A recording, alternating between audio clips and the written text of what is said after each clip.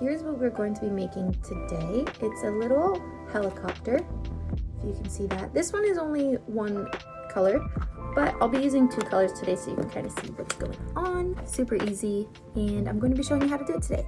As always, if there's anything you'd like to see next, comment down below. Be sure to like and subscribe, and without further ado, let's get into the video.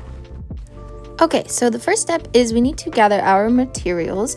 I have here 2 pieces of flat plastic lacing, Rex lace, GIMP, however you know it as. You can get this stuff either from a supplier called Pepperell Braiding Company, or you can get like multi-packs like this one from Hobby Lobby, Michael's, or even Walmart, kind of depending on where you're at and what's available to you. But we're cutting both of these strands, the kind of darker blue and the red, to approximately 40 inches long. And I have 2 strings, and I've folded them both in half. So I have all 4 ends here, and I'm just starting by folding the strings in half and finding the middle of the strings, which is this little midpoint right here. And then I am going to turn them and orient them like this, where I have one strand passing behind and the other string passing on top, but it's going horizontally to kind of make like a T basically. And you'll notice that I have the strings just laid across the pointer finger of my non-dominant hand. And what I'm going to do is place my thumb at the point where those strings are crossing to kind of pinch it and hold everything in place. So you'll see this is how it looks, but I'm going to place my thumb on top of it just to hold it all there. Then I'll form my first loop using this blue on top by folding it over my thumb and down to the bottom left. And I'll use my ring finger and my pinky to hold that in place. So you see that all I've done is folded it down over my thumb. And then for the opposite side of that string, this one is going to fold up to the top right so that I have 2 loops. Next, I need to feed the red strings over and under these 2 loops in the order that won't make it all fall apart, basically. So starting with the right side of the red, it's all the same strand, but I'm going to refer to it as left side and right side. So we'll take this right strand and we'll pass over the first blue and underneath the second one, like thinking of it from the perspective of that string. So over the blue strand closest to it and underneath that blue loop which is farthest away. Now if you get a little twist in your string, just even it out, untwist it so that everything is nice and flat and pretty. And then we will go to the other side of the red strand, which is over here on the left, and we're going to do kind of the opposite, but that same process of over and under, but we're just going the opposite direction now. And make sure you don't accidentally pass underneath the red string. But that's basically how we're going to be doing this stitch as well. But now that we have this thing started, we can pull it all tightly together. So I'm always making sure that I pull the red strands together and the blue strands together. And I just kind of gently shimmy and pull it all tightly together. So pulling the reds, then the blues and the reds, until it all comes together in a nice little flat box stitch for me.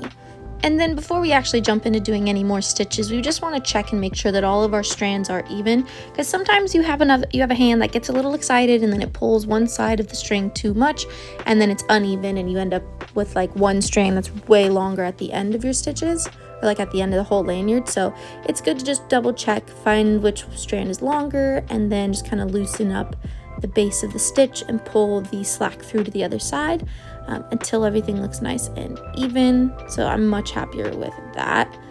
And now we're good to go and actually start doing our stitches. So for this little helicopter, you can do the box stitch or you may do the circle stitch, but I'll be showing you how to do more of the box stitch. For that, we want to form 2 loops just as we did before when we were starting this lanyard.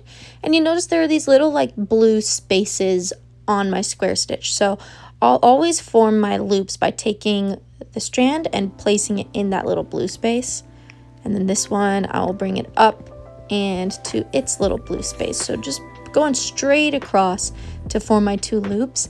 And then the same case for the red strands. My red strands need to go to their little red spaces, but they need to cross over and under the blue loops that we've made.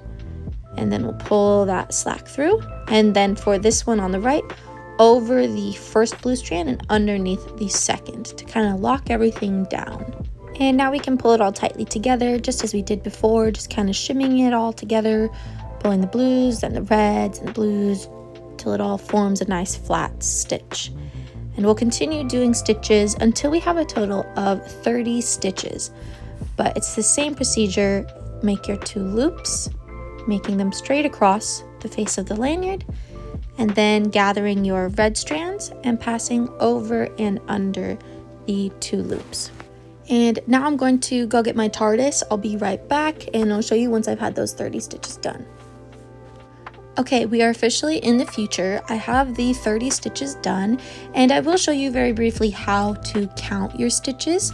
You can either eyeball this or you can use a little tool to help you stay on track, but you'll just go one by one and count each stitch until you reach 30.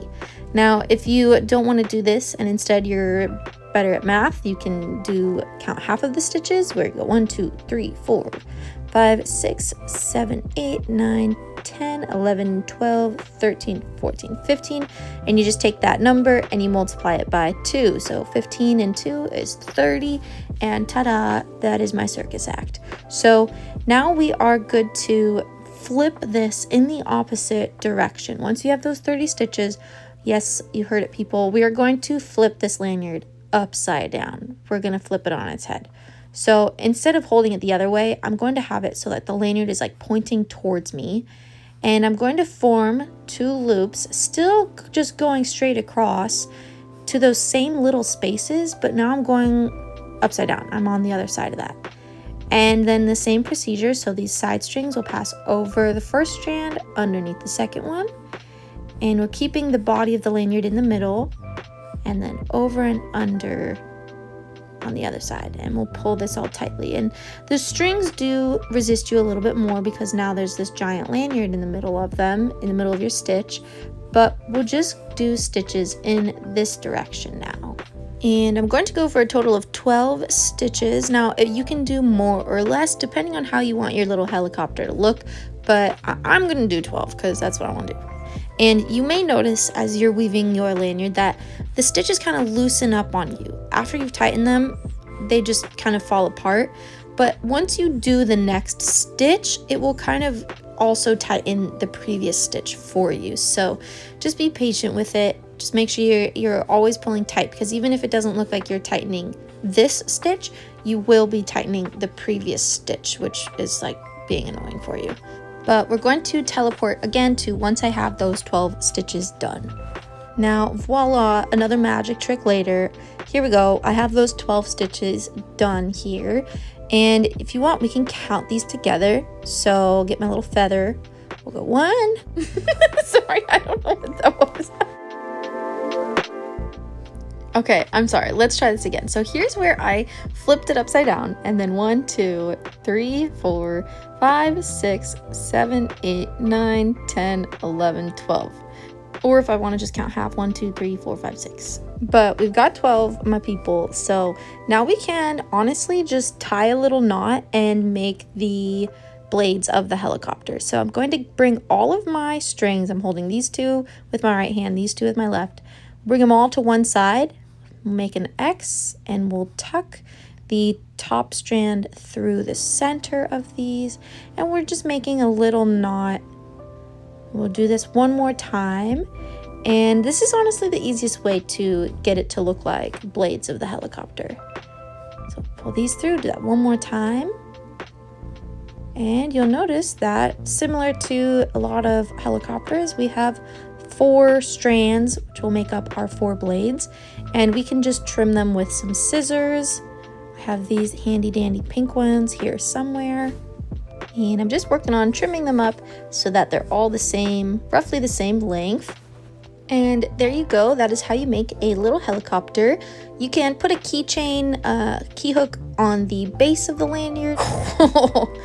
Sorry, helicopter crash. Or when you're tying the knots for the blades of the helicopter, you can just tie right onto a key ring. Up to you, but that's how you make the little helicopter keychain. Thank you so much for watching. Keep blooming, and I'll see you all in the next one. Bye.